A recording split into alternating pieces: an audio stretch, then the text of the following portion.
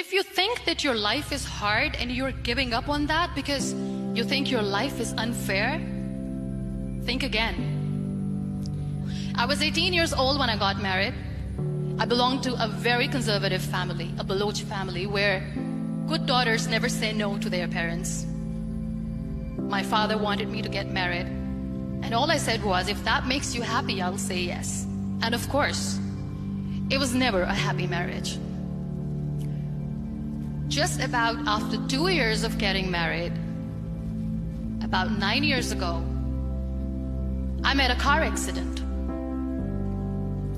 Somehow my husband fell asleep and the car fell in the ditch. He managed to jump out, saved himself. I'm happy for him. But I stayed inside the car and I sustained a lot of injuries. The list is a bit long. Radius ulna of my right arm were fractured. The wrist was fractured. Shoulder bone and collarbone were fractured. My whole rib cage got fractured. And because of the rib cage injury, lungs and liver were badly injured. But that injury that changed me and my life completely as a person and my perception towards living my life was the spine injury. 3 vertebrae of my backbone were completely crushed and I got paralyzed for the rest of my life. Many people came to rescue. They gave me CPR. They dragged me out of the car. And while they were dragging me out, I got the complete transection of my spinal cord. Those 2.5 months in the hospital were dreadful. I was at the verge of despair. One day, doctor came to me and he said, well, I heard that you wanted to be an artist, but you ended up being a housewife. I have a bad news for you. You won't be able to paint again. Next day, doctor came to me and said, your spine injury is so bad, you won't be able to walk again. I took a deep breath and I said, it's all right. Next day, doctor came to me and said, because of your spine injury and the fixation that you have in your back, you won't be able to give birth to a child again. That day, I was devastated. I still remember, I asked my mother, why me? And that is where I started to question my existence. Why am I even alive? And that is where I realized that the words have the power to heal the soul.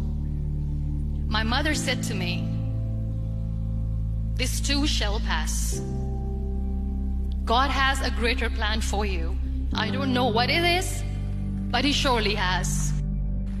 That day I decided that I'm going to fight my fears. So I wrote down one by one all those fears. And I decided that I'm going to overcome these fears one at a time. You know what was my biggest fear? Divorce. I couldn't stand this word. I was trying to cling on to this person who didn't want me anymore, but I said no. I have to make it work. But the day I decided that this is nothing but my fear, I liberated myself by setting him free.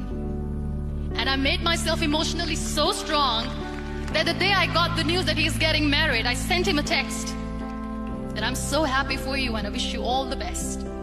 And he knows that I pray for him today. Number 2 was, I won't be able to be a mother again. And that was quite devastating for me.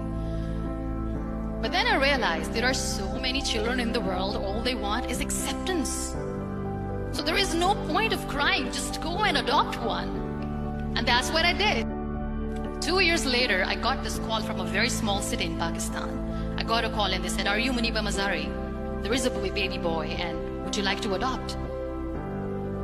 And when I say yes, I could literally feel the labor pain. I said, yes, I am going to adopt him. I am coming to take him home. So when you accept yourself the way you are, the world recognizes you. It all starts from within. We have this amazing fantasy about life. This is how things should work. This is my plan. It should go as per my plan. If that doesn't happen, we give up. I never wanted to be on the wheelchair. Never thought of being on the wheelchair.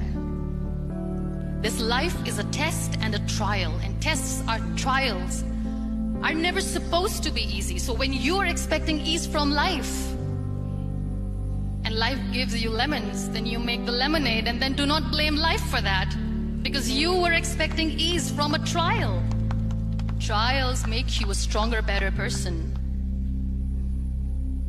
Life is a trial, and with time you realize that. It is okay to be scared.